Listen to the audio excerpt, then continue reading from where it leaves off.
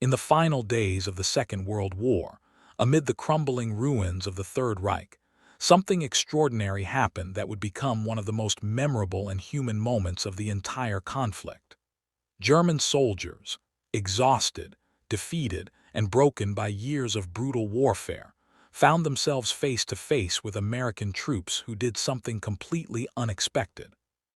These American GIs, the liberators who had fought across continents to reach this moment, began handing out cigarettes freely to their former enemies. The German soldiers, conditioned by years of scarcity, propaganda, and military discipline, could not comprehend this simple act of generosity. They stood confused, suspicious, and utterly bewildered that these cigarettes came with no strings attached, no price, no catch. This moment, repeated thousands of times across Europe in the spring and summer of 1945, revealed something profound about the nature of war, humanity, and the vast cultural divide that separated two armies who had spent years trying to destroy each other. The disbelief etched on German faces when they realized these cigarettes were genuinely free was not merely about tobacco. It represented the collision of two entirely different worlds, two opposed systems, and two contrasting philosophies about human worth and dignity. For German soldiers who had survived the Nazi war machine, nothing had ever been free. Everything in their military existence came with a cost, a duty, an obligation, or a threat. The idea that enemy soldiers would simply give away valuable commodities without demanding something in return challenged everything they understood about the world. This is the story of that moment, the forces that created it, and why it mattered far beyond a simple exchange of cigarettes. It is a story about the end of one nightmare and the beginning of understanding, told through one of the smallest yet most significant gestures in military history. To understand why German soldiers could not believe cigarettes were free, we must first journey back to the world they came from, a world shaped by deprivation, control, and the iron grip of totalitarian rule. Nazi Germany operated on a system where every resource was carefully rationed, controlled, and distributed according to the needs of the state and the war machine. From the moment Adolf Hitler took power in 1933, German society underwent a transformation that touched every aspect of daily life. The Nazi regime believed in total control, and that control extended to the most basic commodities including food, clothing, fuel, and yes, cigarettes. Nothing was ever given freely in this system because everything served the greater purpose of the state and the war effort. For ordinary German soldiers serving in the Wehrmacht, the Luftwaffe, or the SS, cigarettes were not just a luxury but a form of currency, a reward, and a tightly controlled commodity. The German military rationing system provided soldiers with specific allotments of cigarettes, but these were earned through service, distributed according to rank, and often used as incentives for performance or bravery. A German soldier might receive his ration of cigarettes after completing a particularly dangerous mission, or as part of his basic supply package, but these always came through official channels and were seen as part of his earned compensation for military service. The cigarettes themselves were often of poor quality, especially as the war dragged on and Germany's access to quality tobacco diminished under Allied blockades and bombing campaigns. The Nazi system had conditioned an entire generation to understand that nothing came without obligation. Every benefit provided by the state or the military came with strings attached, with expectations, with duties that must be fulfilled. German soldiers learned quickly that when something was offered, there was always a price, even if that price was not immediately apparent. This mindset was reinforced by the propaganda machine that constantly emphasized sacrifice for the fatherland, duty above all else, and the idea that personal comfort was secondary to the needs of the nation and the war. The concept of freely giving something of value without expecting anything in return was fundamentally alien to the Nazi worldview, which saw all human interactions through the lens of power, hierarchy, and transactional relationships. As the war progressed and Germany's fortunes declined, scarcity became even more severe. By 1944 and 45, The German home front was experiencing desperate shortages of everything from bread to coal to tobacco. Cities were being reduced to rubble by Allied bombing, supply lines were collapsing, and the economy that had once supported the war machine was grinding to a halt. For soldiers at the front, conditions were equally dire. Rations grew smaller and less reliable, equipment wore out and could not be replaced, and even basic supplies like ammunition and medical supplies became scarce. Cigarettes, which had always been precious, became even more valuable as a form of black market currency that could be traded for food, favors, or other necessities. German soldiers also experienced the brutality of their own military system, which was unforgiving and harsh. The Wehrmacht operated under strict discipline where infractions were punished severely, where commanders held absolute authority, and where the concept of mercy or generosity was often seen as weakness. German military culture emphasized toughness, obedience, and the suppression of individual needs for the sake of the unit and the mission. In this environment, acts of kindness or generosity were rare and often viewed with suspicion. If an officer offered something to an enlisted man, there was usually an ulterior motive, a test, or an expectation of some service in return. This created a military culture where trust was limited, where every interaction was calculated, and where the idea of freely giving something valuable was virtually non-existent. Meanwhile, on the other side of the Atlantic and across the battlefields of Europe, American soldiers operated within a completely different reality, one shaped by abundance, industrial might, and a fundamentally different philosophy about the value of individual human beings. The United States entered the Second World War with the world's most powerful economy, an industrial capacity that dwarfed all other nations, and a culture that emphasized individual freedom, generosity, and the inherent worth of every person. These values, though sometimes imperfectly applied, fundamentally shaped how American forces fought the war and treated both their own soldiers and eventually their enemies. American GIs were supplied with a level of material support that seemed almost miraculous to soldiers from other nations. The United States military supply system was a marvel of logistics and production, capable of delivering everything from tanks and aircraft to candy bars and cigarettes to troops fighting on multiple continents simultaneously. American soldiers received regular rations that included not just necessities, but comfort items, luxuries, and extras that were unimaginable to most other armies. Among these supplies were cigarettes, distributed in such abundance that they became a signature element of American military culture and a symbol of American plenty. The United States government and military leadership understood that maintaining morale among troops required more than just weapons and food. They recognized that small comforts and familiar items from home helped soldiers maintain their psychological well-being during the stress and horror of combat. Cigarettes, which were extremely popular in American culture during the 1940s, were included in rations not as a reward or incentive, but as a standard provision, something every soldier could expect to receive regularly regardless of rank or performance.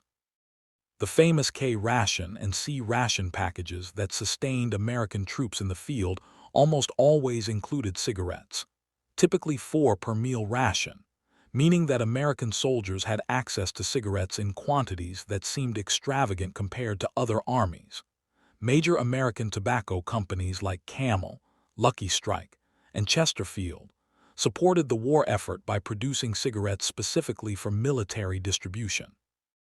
These companies saw providing cigarettes to American troops as both a patriotic duty and a smart business decision that would create lifelong customers. The cigarettes provided to American forces were of good quality, especially compared to the increasingly poor tobacco products available in Germany and other nations suffering under wartime shortages. American soldiers often had more cigarettes than they could smoke themselves, which created a culture of sharing, trading, and using cigarettes as a form of social currency among troops. This abundance reflected deeper American values and economic realities. The United States was geographically protected from the devastation of war, with its factories, farms, and cities untouched by bombing or invasion. American industrial production actually increased dramatically during the war years, as the economy shifted to total war production and millions of workers, including many women entering the workforce for the first time, manufactured the weapons, vehicles, supplies, and comfort items that sustained Allied forces worldwide. This economic advantage meant that American soldiers not only had what they needed, but often had surplus, extras, and more than enough to share. American military culture also emphasized a different relationship between soldiers and authority than existed in the German army. While discipline was certainly maintained and military hierarchy respected, American forces operated with a more relaxed and informal culture that allowed for greater individual expression and personal freedom within the military structure. American soldiers were encouraged to maintain their individuality, to speak their minds within appropriate contexts, and to see themselves not as cogs in a machine, but as citizen soldiers temporarily serving their country. This cultural difference extended to attitudes about sharing and generosity, where American troops were more likely to help each other out, share supplies, and engage in informal acts of kindness that would have been discouraged or punished in more rigid military systems. As the war in Europe entered its final phase in the spring of 1945, these two radically different military cultures were about to collide in ways that would create lasting memories and profound confusion. The Allied armies advancing from the west and the Soviet forces pushing from the east were systematically destroying what remained of German military resistance. The Third Reich, which Hitler had boasted would last 1,000 years, was collapsing after just 12 years of existence, and German soldiers were facing the reality of total defeat. The psychological impact of this collapse cannot be overstated, as soldiers who had been told they were fighting for a glorious cause suddenly confronted the truth that everything they had sacrificed for was crumbling into dust. German military units were disintegrating, with some fighting desperately to the end, while others recognized the futility and began surrendering in increasing numbers. The surrender process itself was often chaotic and frightening for German soldiers who had been fed years of propaganda about what would happen if they fell into enemy hands. Nazi propaganda had portrayed the Allies, especially the Soviets but also the Americans and British, as brutal barbarians who would torture and execute prisoners. German soldiers who chose to surrender, especially to the Western Allies rather than the Soviets, were taking a leap of faith based on rumors and hopes that the reality might be different from what they had been told. When German soldiers first encountered American troops as prisoners of war, they were often in terrible physical and psychological condition. Many had not eaten properly in days or weeks, were suffering from wounds or illness, and were mentally exhausted from years of combat and the trauma of watching their nation and army destroyed around them. They approached captivity with fear, uncertainty, and the defensive mindset that had been drilled into them by years of Nazi indoctrination. They expected harsh treatment, they expected deprivation, and they certainly did not expect kindness or generosity from soldiers they had been fighting against, and who had every reason to hate them. The moment when American soldiers first offered cigarettes to German prisoners was repeated countless times across Germany, Austria, and other territories in the final months of the war. These encounters followed a similar pattern that revealed the profound disconnect between German expectations and American behavior. American soldiers, having secured prisoners and established that they were no longer a threat, would often relax and begin interacting with their former enemies on a human level. The Americans, many of whom were young men barely out of their teens, often felt a mixture of relief that the fighting was over, curiosity about the enemy they had been taught to fight, and a natural human impulse to show mercy and kindness now that the shooting had stopped. An American GI would reach into his pocket, pull out a pack of cigarettes and offer one to a German prisoner. This simple gesture, so natural and automatic to the American who had cigarettes to spare and saw a fellow human being who looked like he could use a smoke, created a moment of profound confusion for the German recipient. The German soldier, conditioned by years of scarcity and a system where nothing was free, would often hesitate, unsure whether to accept, suspicious of what might be expected in return, or simply unable to comprehend that this valuable commodity was being freely offered with no strings attached. Some Germans refused at first, thinking it was a trick or a test. Others accepted hesitantly, waiting for the demand or the catch that they were certain must be coming. When the German soldiers realized that the Americans genuinely expected nothing in return, that these cigarettes were simply being given as a gesture of basic human kindness or shared soldiers' camaraderie, their reactions ranged from disbelief to tears to stunned silence. Many later recalled this moment as one of the most surprising and moving experiences of their entire war, more memorable in its own way than many battles or dramatic events. It was the moment when they began to understand that perhaps everything they had been told about the enemy was wrong, that perhaps the world operated on different principles than what the Nazi system had taught them, and that perhaps there was hope for a future beyond the nightmare they had been living. To fully appreciate why this moment mattered so much, we must understand the role that cigarettes played in the culture of World War II, both as a practical item and as a powerful symbol carrying multiple layers of meaning. Cigarettes in the 1940s were not viewed with the health concerns and social stigma that later generations would attach to them. Instead, they were seen as a normal part of adult life, a social lubricant, a stress reliever, and a companion during difficult times. For soldiers on all sides of the war, cigarettes provided a brief moment of comfort and normalcy amid the chaos and terror of combat. The act of smoking created a ritual that helped soldiers cope with the psychological demands of warfare. Lighting a cigarette, taking a deep drag, and exhaling slowly provided a moment of calm, a brief meditation, and a familiar routine that connected soldiers to their lives before the war. Sharing cigarettes among comrades built bonds and reinforced the solidarity that kept military units functioning under extreme stress. Offering a cigarette to another soldier was a gesture of friendship, trust, and shared humanity that transcended rank and nationality.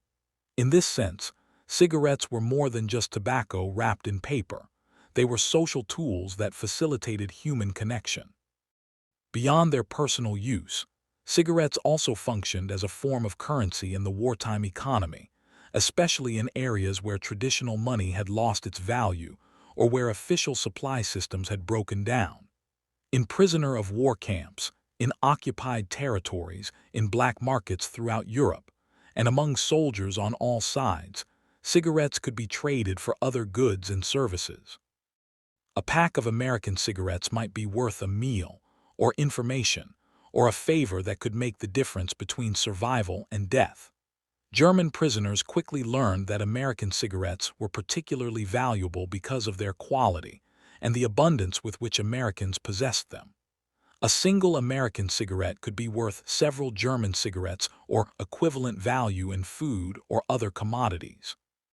The quality difference between American and German cigarettes had become stark by the later years of the war. American cigarettes were made from good tobacco blends, were consistently manufactured to high standards, and came in sturdy packages that protected them from moisture and damage.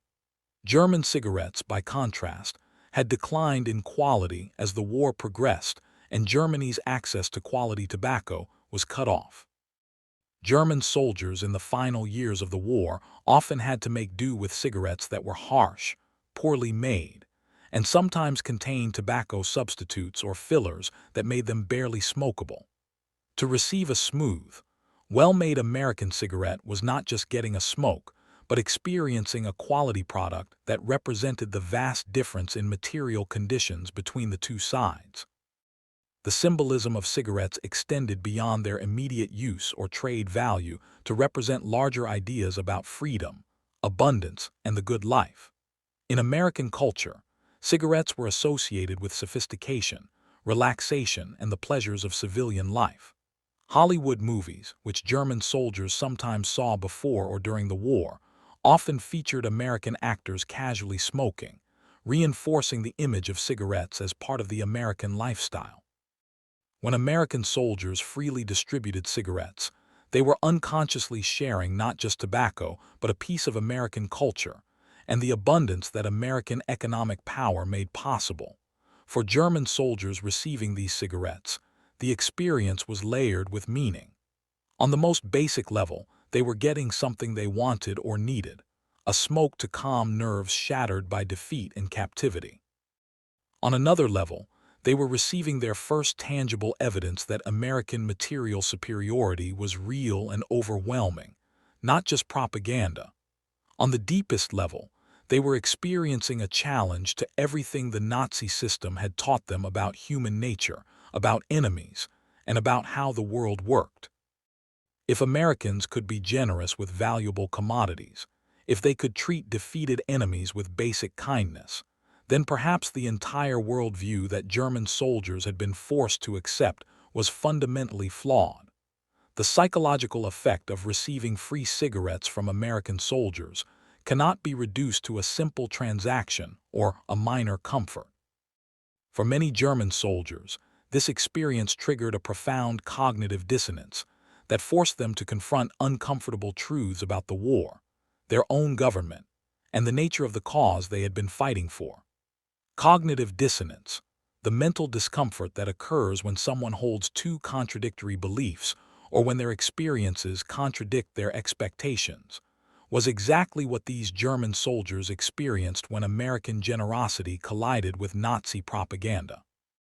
German soldiers had been systematically indoctrinated with propaganda that portrayed the Allies, and Americans in particular, as decadent, weak, culturally inferior, and controlled by Jewish conspiracies.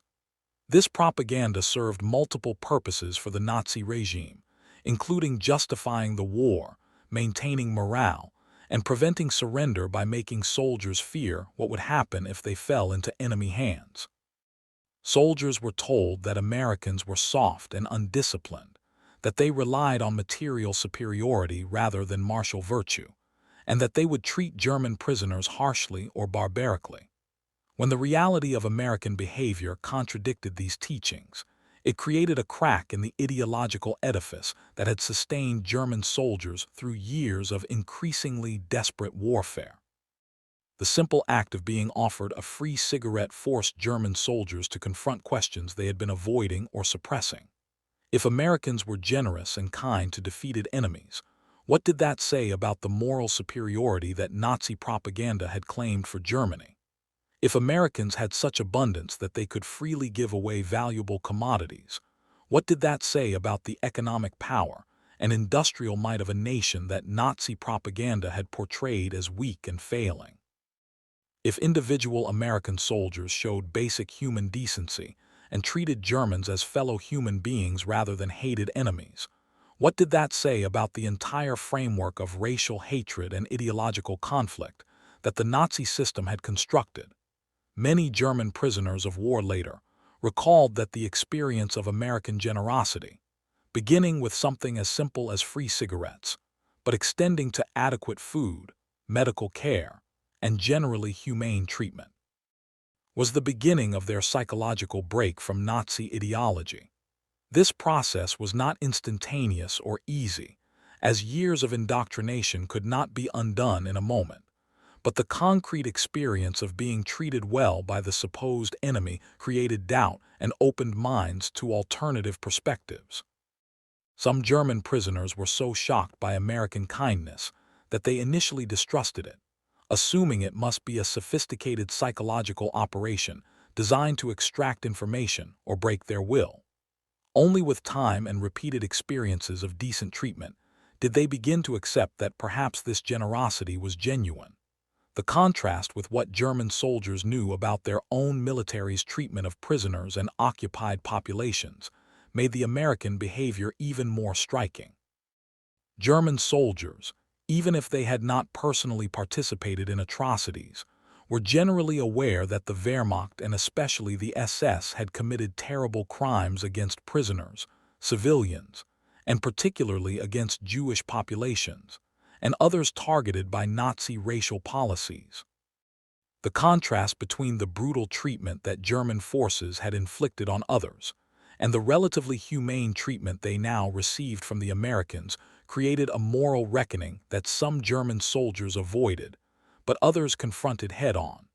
Psychologically, receiving unexpected kindness from an enemy challenges fundamental assumptions about human nature and conflict. The Nazi worldview was built on ideas of struggle, hierarchy, and the belief that life was a constant battle where only the strong survived and mercy was weakness. When Americans showed mercy and generosity, it demonstrated that another way of being was possible, that strength and kindness were not incompatible, and that human beings could choose cooperation and compassion even in the context of war. This realization was liberating for some German soldiers and deeply unsettling for others who had invested their entire identity in the Nazi worldview and now had to confront its failure and falsehood. The historical record contains numerous specific accounts and stories that illustrate this phenomenon of German soldiers being shocked by American generosity with cigarettes and other supplies. These stories, preserved in memoirs, oral histories, interviews, and official reports, give us concrete examples of how this dynamic played out in individual human encounters.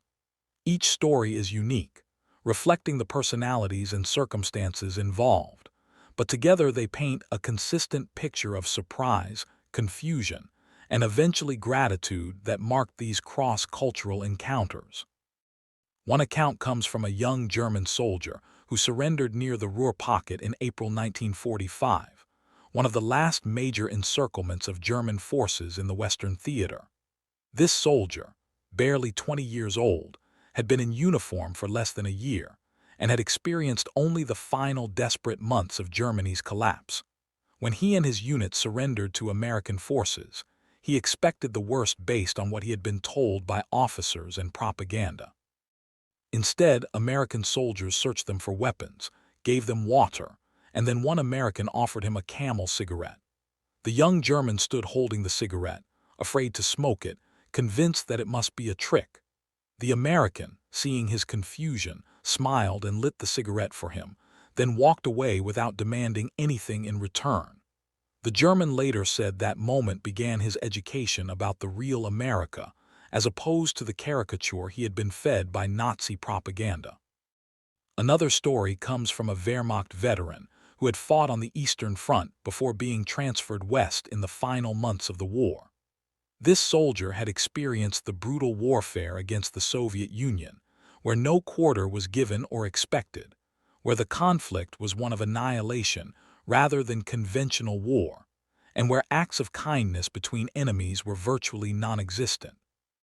When he became an American prisoner, he expected treatment similar to what he had witnessed and participated in on the Eastern Front, though he hoped the Americans might be marginally less harsh than the Soviets. His shock was profound when American guards not only gave him cigarettes, but also shared their rations, provided medical care for his wounds, and treated him with a casualness and informality that seemed incomprehensible. He recalled being offered a cigarette by an American soldier, who then sat beside him and tried to make conversation in broken German, asking about his home and family as if they were old acquaintances rather than recent enemies. A particularly moving account comes from a German officer who had been educated before the war and spoke some English. This officer surrendered along with his men in the final days of the war and found himself trying to serve as a translator between his soldiers and their American captors. When American soldiers began distributing cigarettes to the German prisoners, many of his men refused to take them, fearing poison, tricks, or obligations they could not fulfill. The officer had to explain to his own men that the Americans genuinely expected nothing in return, that this was simply how the Americans operated. He later reflected that it was easier to explain military tactics or strategic situations than it was to explain the concept of freely given generosity to men who had been shaped by the Nazi system, where everything had a price and nothing came without obligation. There are also accounts from American soldiers describing their own perspectives on these encounters. One American GI recalled feeling awkward when German prisoners seemed afraid to accept cigarettes, not understanding at first why they were so suspicious. He had grown up in a culture where offering someone a cigarette was a normal gesture of friendliness, and it confused him that this simple act could be viewed with such suspicion and fear. Only later, through conversations with German prisoners who spoke English and through his own observations, did he begin to understand the vast cultural and experiential gap that separated him from the men who had been fighting for Hitler. American soldiers also noted that once German prisoners realized the cigarettes were genuinely free and that Americans had abundance to share, the Germans would often become emotional, with some crying or expressing gratitude that seemed disproportionate to the small gift being offered. These reactions puzzled many Americans who could not fully grasp what their simple generosity meant to people who had lived under scarcity and control for so many years. For the Americans, giving away cigarettes was no big deal since they had plenty and would receive more in their next supply delivery. For the Germans, it represented a fundamental challenge to their understanding of reality and a first glimpse of a world organized on different principles. The free cigarettes were just one element of a broader pattern of American treatment of German prisoners of war that stood in stark contrast to what German soldiers expected, and to how their own military had often treated Allied prisoners. Understanding this broader context helps explain why such a simple gesture carried such profound meaning, and why it became one of the most remembered aspects of the German experience of capture and surrender to American forces in World War II. American policy regarding prisoners of war was shaped by multiple factors including international law, military pragmatism, cultural values, and practical considerations. The United States was a signatory to the Geneva Convention, which established standards for the humane treatment of prisoners of war, and American military leadership generally attempted to follow these standards, though implementation was not always perfect. The military understood that treating prisoners well served practical purposes, including encouraging further surrenders, obtaining intelligence through cooperation rather than coercion, and maintaining American moral credibility in a war that was being fought partly on ideological grounds about democracy versus totalitarianism. American prisoner of war camps, both temporary facilities near the front lines and more permanent camps established in the United States and other secure locations, provided conditions that shocked German prisoners accustomed to the harsh realities of their own military system. German prisoners generally received adequate food, medical care, shelter, and were protected from abuse and exploitation. While conditions varied and some camps were better than others, the overall standard of treatment was far better than what German prisoners expected and far better than what Allied prisoners often experienced in German camps, especially on the Eastern Front, or in camps run by the SS. The abundance of American supplies meant that providing decent conditions for prisoners did not require significant sacrifice or hardship for American forces. The United States could afford to feed prisoners adequately, provide them with clothing and shelter, and yes, give them cigarettes without meaningfully impacting American military effectiveness or civilian morale. This abundance was itself a form of psychological warfare, demonstrating to German prisoners the overwhelming material superiority of the Allied cause and the hopelessness of continued German resistance. German prisoners who were transported to camps in the United States had experiences that seemed almost surreal compared to what they had known in Germany. These prisoners found themselves in a country untouched by war, where cities stood intact, food was plentiful, and the civilian population lived in comfort that would have been unimaginable in wartime Germany. Prisoners working on American farms or in labor programs had opportunities to interact with American civilians, and to see firsthand the reality of American life, which contradicted nearly everything Nazi propaganda had taught them.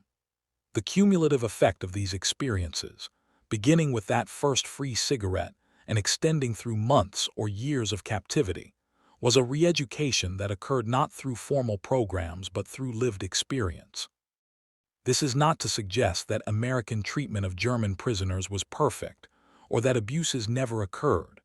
There were instances of mistreatment, of prisoners held in difficult conditions, of guards who acted improperly, and of policies that caused hardship. The immediate aftermath of Germany's surrender saw particularly difficult conditions, as the sheer number of prisoners overwhelmed the system and resources available to care for them.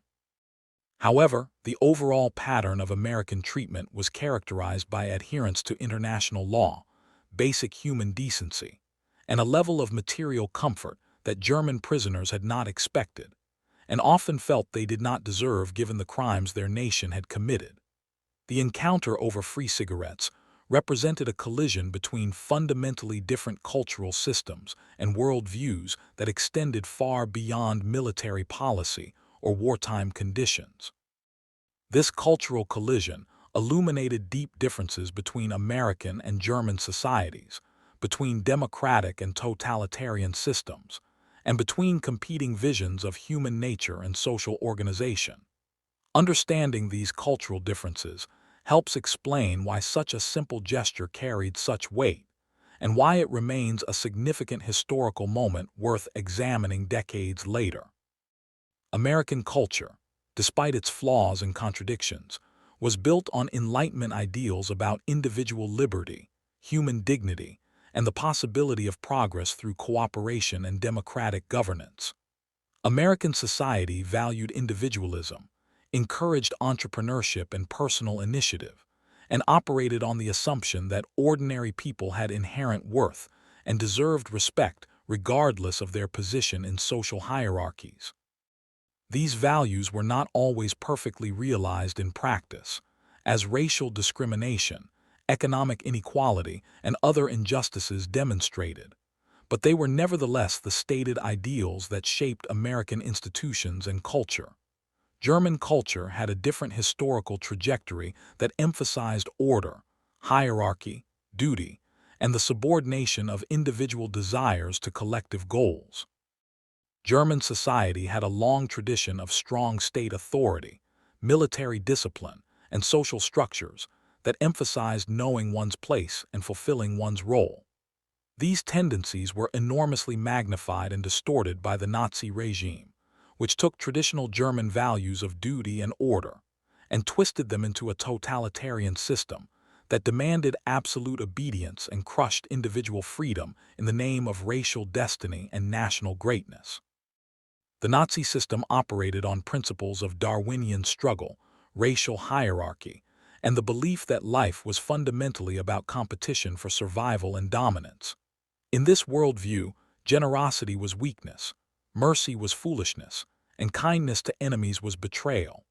The Nazi regime taught that strong nations and strong races survived by being ruthless, by taking what they needed, and by eliminating those deemed inferior or threatening.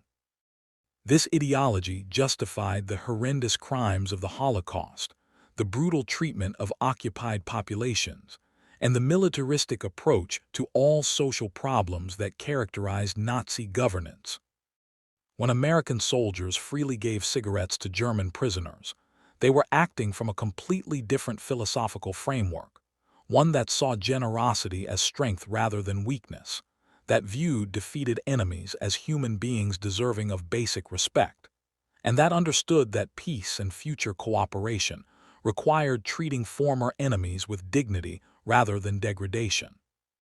These American soldiers were not being naive or soft.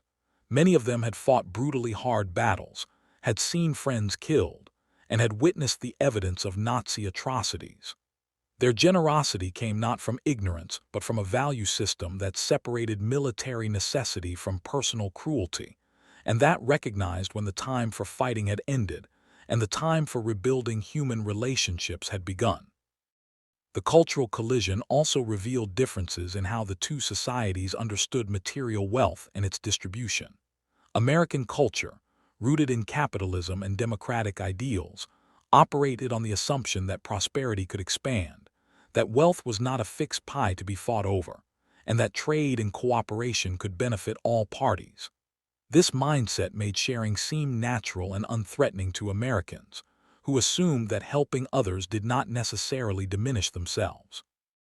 German culture, especially as shaped by the Nazi experience of economic depression, international sanctions, and wartime scarcity, had been taught to see resources as limited and competition for them as zero-sum. In this worldview, if someone was giving something away, it meant they had taken it from someone else, or that accepting it would create an obligation or debt.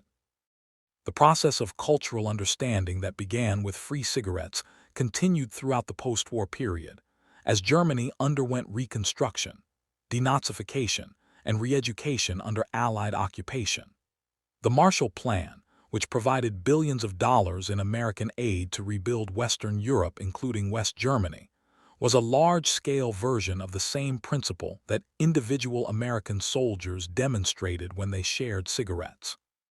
It represented a bet that generosity and investment in former enemies could create stable, peaceful, democratic societies that would become partners rather than threats.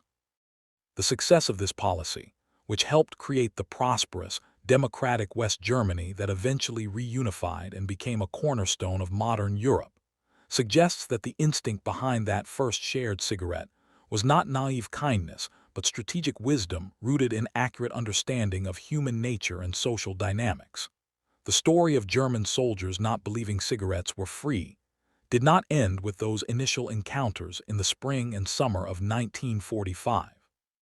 The legacy of those moments extended through the decades that followed, shaping personal lives, historical memory, and international relationships in ways both large and small.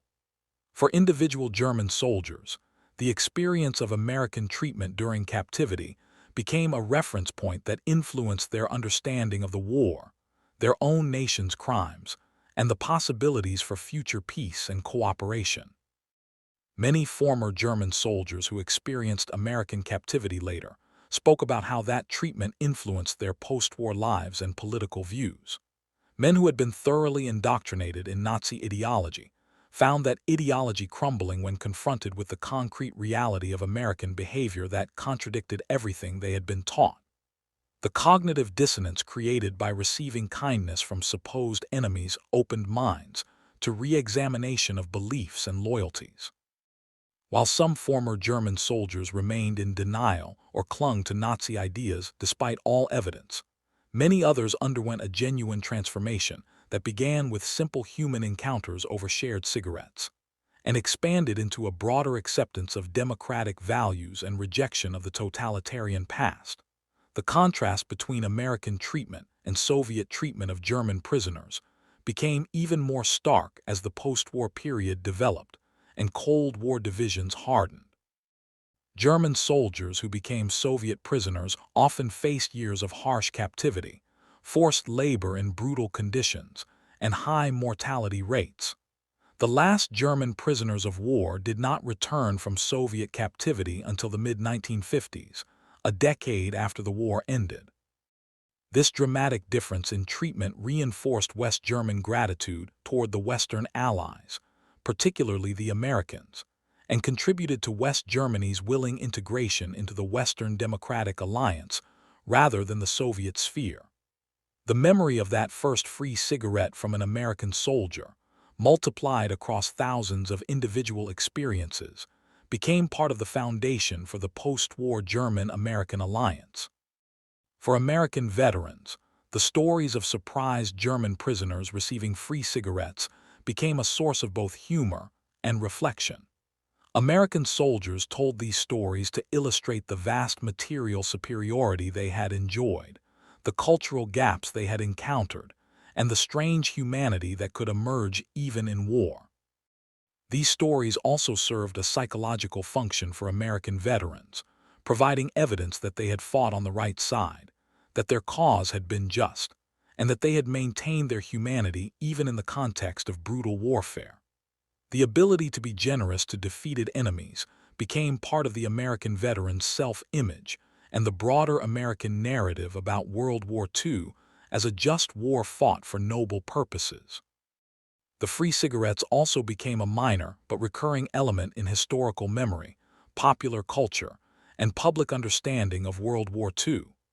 Documentaries, histories, and memoirs repeatedly mention this detail as an illustration of the end of the war and the beginning of peace.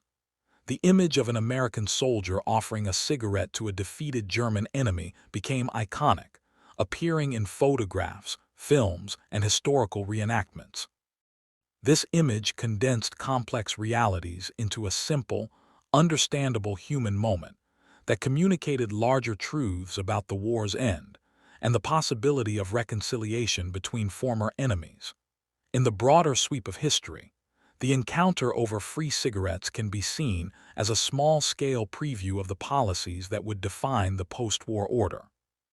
The decision by the United States and its Western allies to rebuild rather than punish Germany, to invest in European recovery through the Marshall Plan, and to integrate former enemies into a democratic alliance, was the strategic equivalent of that individual soldier's decision to share his cigarettes. Both actions rested on the same fundamental assumptions about human nature, the possibility of change, and the strategic wisdom of generosity.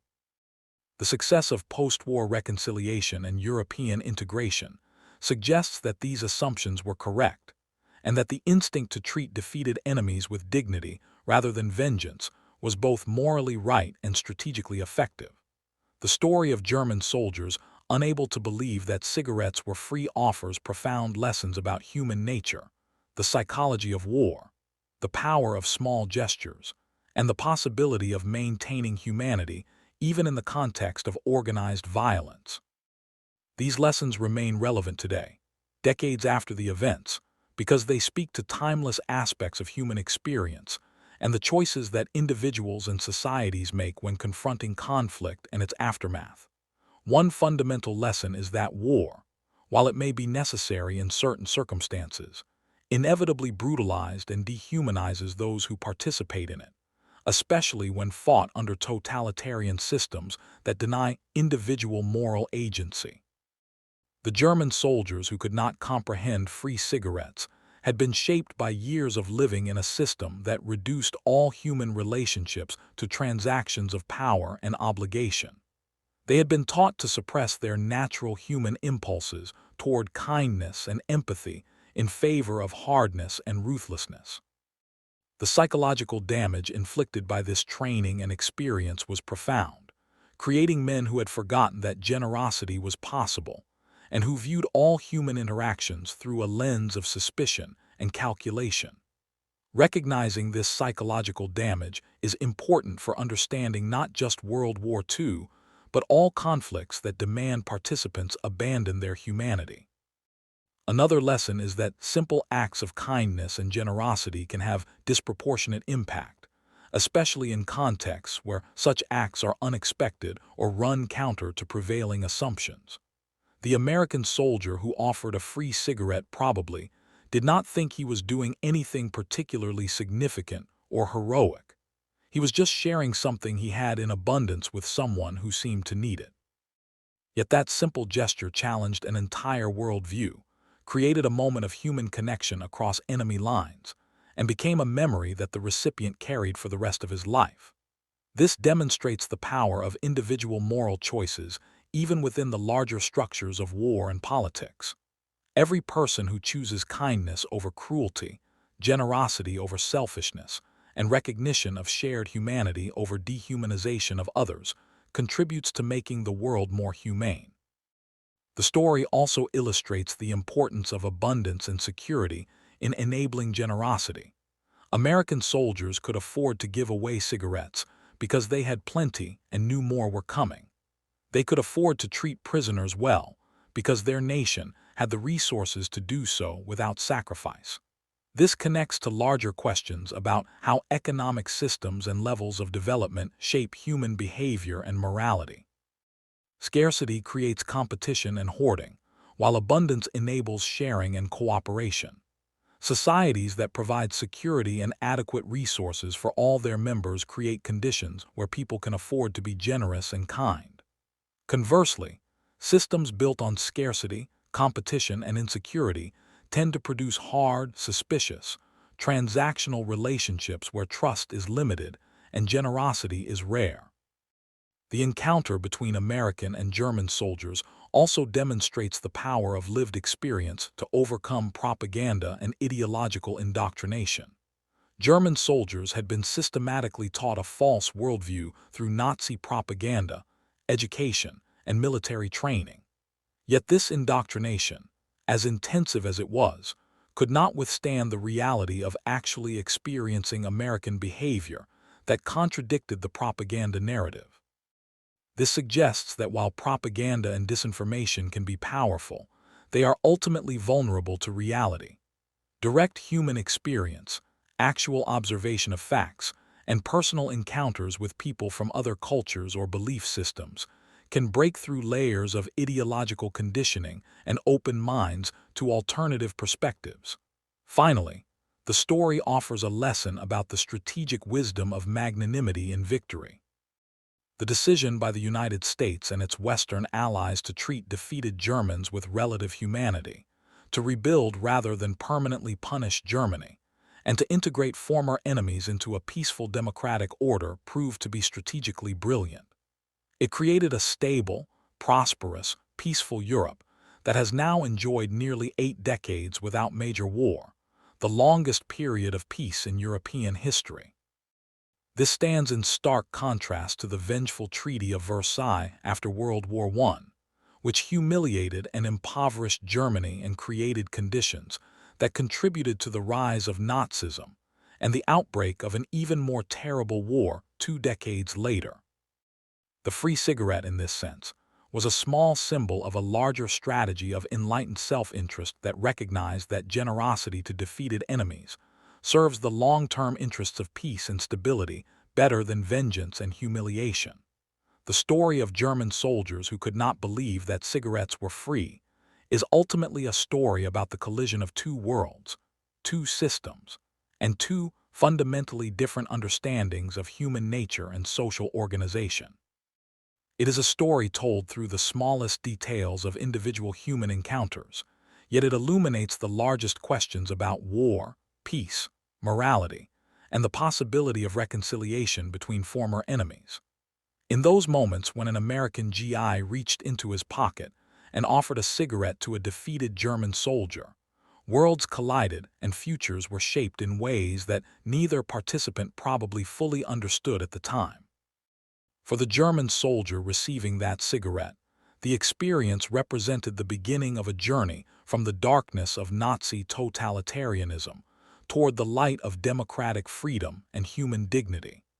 It was the first crack in an ideological prison that had held an entire nation captive for 12 terrible years. It was evidence that everything he had been taught was wrong, that enemies could be generous, that abundance was possible, that human relationships did not have to be transactional, and that perhaps a different and better future was possible. Some German soldiers took that journey fully, embracing democracy and rejecting the Nazi past. Others took it partially or not at all, clinging to fragments of the old ideology or retreating into denial about their nation's crimes. But for nearly all, that first encounter with unexpected American generosity was memorable precisely because it challenged everything they thought they knew about the world. For the American soldier offering that cigarette, the act represented something equally profound, though perhaps less consciously recognized. It represented the power of a democratic society to produce citizens who maintained their humanity even in war, who could fight fiercely when necessary, but also recognize when the time for fighting had ended and the time for rebuilding relationships had begun. It represented an abundance born of industrial might and economic strength that allowed Americans to be generous without sacrifice. It represented cultural values that saw generosity as strength rather than weakness, and that recognized the strategic wisdom of treating defeated enemies with dignity rather than degradation. The free cigarette was a small thing, seemingly insignificant in the vast sweep of World War II and its aftermath. Yet it was precisely in such small human moments that the largest historical forces became concrete and real. The geopolitical realities of American economic superiority, the ideological conflict between democracy and totalitarianism, the cultural differences between open and closed societies, and the post-war strategy of rebuilding rather than revenge, all found expression in the simple act of sharing tobacco. This is why the story has endured, why German veterans remembered it decades later, why historians note it, and why it continues to resonate with audiences learning about this period. In the end, the story of German soldiers who could not believe cigarettes were free is a story about hope, about the possibility of change, and about the resilience of basic human decency even in the darkest circumstances. It reminds us that wars end, that enemies can become friends, and that the choices we make about how to treat others, even in small everyday interactions, ripple outward in ways we cannot always predict or measure. It reminds us that abundance enables generosity, that generosity builds trust, and that trust is the foundation of peace.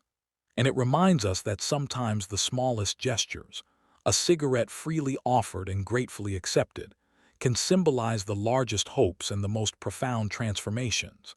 As we remember this moment from nearly 8 decades ago, we are reminded that the values and choices it represented remain relevant today. In a world still marked by conflict, division, and competing ideologies, the lesson of the free cigarette endures. Generosity is stronger than vengeance, understanding is more powerful than hatred, and the recognition of shared humanity across dividing lines offers the only real path to lasting peace. The American soldier who offered that cigarette and the German soldier who accepted it with disbelief and wonder were both participating in a moment of grace that helped heal a broken world. Their story deserves to be remembered not as a minor curiosity, but as a profound example of how individual human kindness can contribute to historical transformation, and how the end of war must begin with the recognition that even enemies are human beings deserving of basic dignity and respect.